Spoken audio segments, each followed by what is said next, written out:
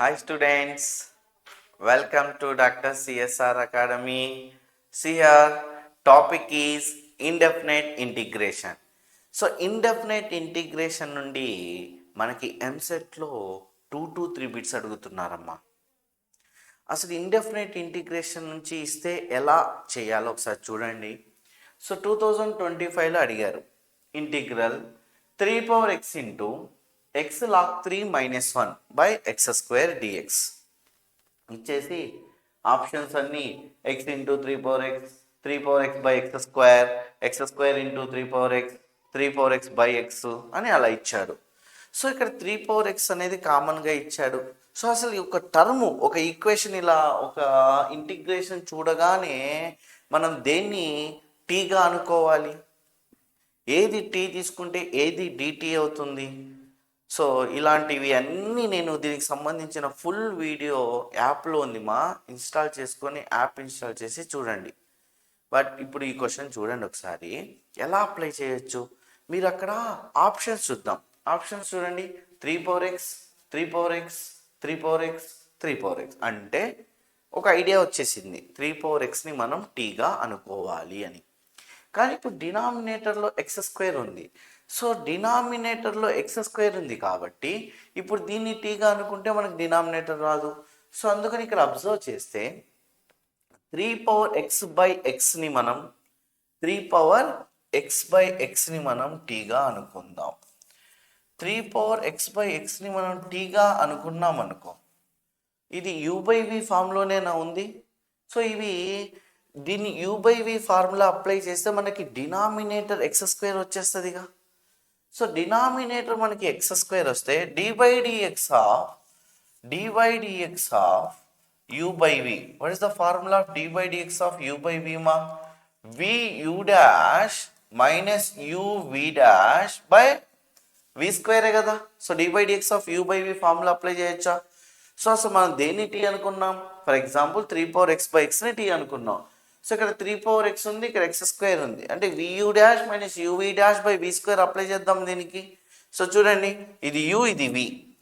So vu dash, v అంటే x into dy/dx of 3/x minus 3/x into dy/dx of v dash x by v square is equals to dt/dx. So dy/dx of u/v formula మనం apply చేసుకున్నాం, అవునా? So ఇప్పుడు x into dy/dx of 3/x. What is the formula of dy/dx of a/x? dy/dx of a/x equal to a/x into log a. So అంతేమా, మీకు integration రావాలి అంటే differentiation formulas రావాలి. So ఈ ఫార్ములాస్ అన్నీ ఉన్నాయి, దాంట్లో రాశాను. సో చూడండి ఒకసారి ఇన్స్టాల్ చేసుకొని. సో అప్పుడు మీరు ఫార్ములాస్ చదవండి. ఏదైనా ఇంటిగ్రేషను డిఫరెన్షియేషన్ ఇవి స్టార్ట్ చేసే ముందు ఫార్ములాస్ అన్నీ చదివిన తర్వాతే స్టార్ట్ చేయండి. చాలా ఈజీగా ఉంటుంది చాప్టర్. ఫార్ములాస్ వచ్చాయనుకోండి చాప్టర్ చాలా ఈజీ అవుతుంది, ఓకేనా? సో ఇక చూద్దాం. సో dy/dx ఆఫ్ a/x అంటే ఏంటి? a/x ఇంటూ లాగే కదా. సో మరి dy/dx ఆఫ్ 3/x అంటే ఏంటి? 3/x into log 3. So 3/x into log 3 minus 3/x into dy/dx of x ఎంత? 1 కదా. So 1/x square is equal to dt/dx. అర్థమైందా? సో ఇప్పుడు ఈ 2 టర్మ్స్లో మీకు కామన్గా ఏం కనిపిస్తుంది? 3/x కామన్గా కనిపిస్తుందిగా. సో 3/x కామన్ కనిపిస్తుంది కాబట్టి ఆ 3/xని మనం కామన్ తీసామనుకోండి, ఇక రిమైనింగ్ ఏం మిగిలిందమ్మా? ఇక్కడ x log 3 మైనస్ ఇక్కడ 1. So divided by x square is equal to dt/dx అని రాసే కదా. సో dxని ఇటు సైడ్ తీసుకొద్దాం. So into dx is equal to dt. So మీరు అబ్జర్వ్ చేయండి, సేమ్ యాజ్ టీస్ క్వశ్చన్ అంతా ఉంది అక్కడ. 3 power x ఇంటూ x log 3 minus 1 by x square into dx. ఈ టోటల్ వాల్యూ ఏమని రాసుకోవచ్చు, డిటీనేనా. So integral dt. So integral dt అంటే ఏం లేదంటే ఏం రాయొచ్చు, 1నేనా.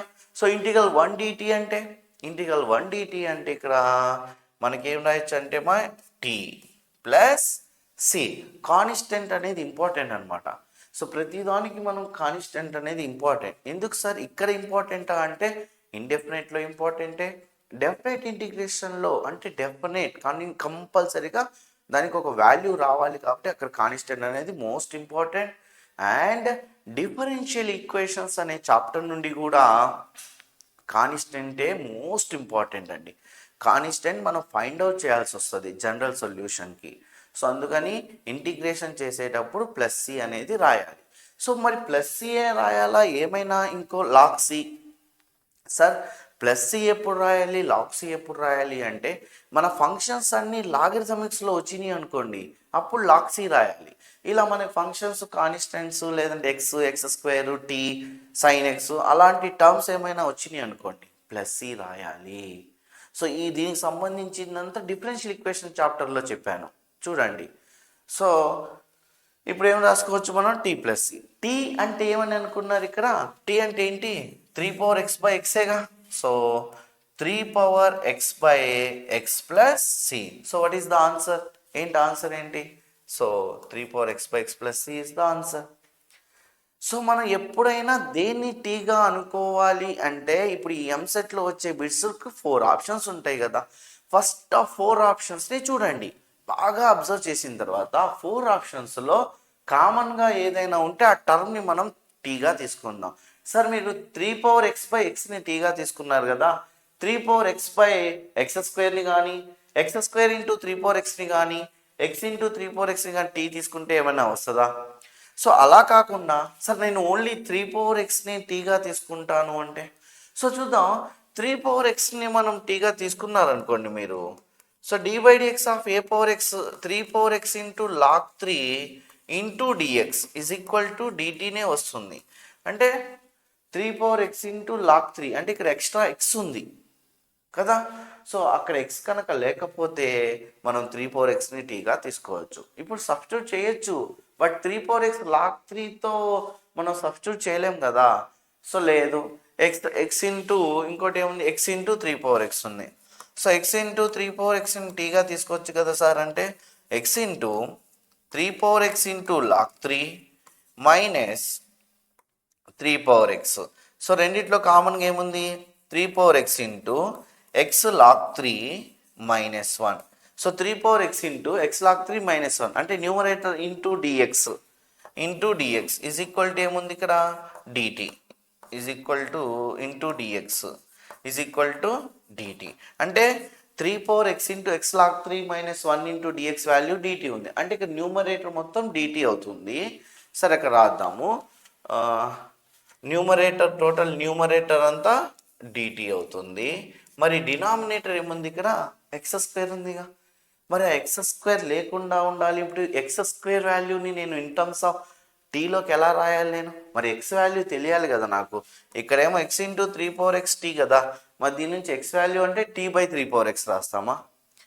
అంటే ఇక్కడ మరి ఎక్స్ తీసుకోవాలి అంటే ఎక్స్ వాల్యూని ఇన్ టర్మ్స్ ఆఫ్ టీలో తీసుకోవాలంటే ఎలా తీసుకోలేం కదా. Only x equal to t ఉన్నా తీసుకోవచ్చు, only 3 power x equal to t ఉన్నా x ఈక్వల్ టు తీసుకోవచ్చు. ఎలా, 3 power x equal to t ఉందనుకోండి, అప్పుడు x తీసుకోవాలి అంటే apply log on both sides చేస్తే x log 3 is equal to log t కాబట్టి, so x is equal to log t by log 3 అంటే log t బేస్ 3 తీసుకోవచ్చు. ఇలా x ఓన్లీ ఒక టర్మ్ ఉంటే, సో ఇలా 2 టర్మ్స్ తీసుకోలేము కదా. సో అలా మీరు ప్రతి సమ్ని ఈ ఆప్షన్ తీసుకోవచ్చా ఈ ఆప్షన్ తీసుకోవచ్చా అని ప్రతి ఆప్షన్ అలా చెక్ చేసుకుంటూ వెళ్తూ ఉంటే మీకే ఐడియా వస్తూ ఉంటుంది. కానీ ఇవి స్టార్ట్ చేయాలి అంటే ముందు ఇంటిగ్రేషన్కి సంబంధించిన ఫార్ములాస్ అన్నీ కాన్సెప్ట్ అన్నీ చదవాలి.